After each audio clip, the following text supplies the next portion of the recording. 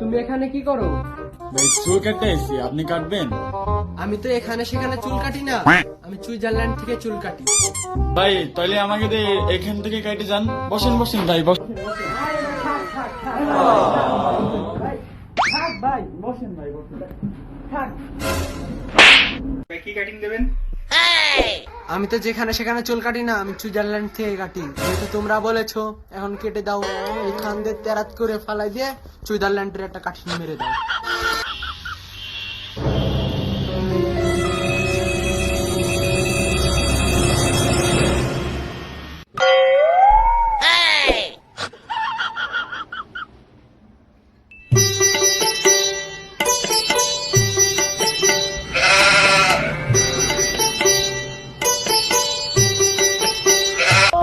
Heavy কাঠি নাকি?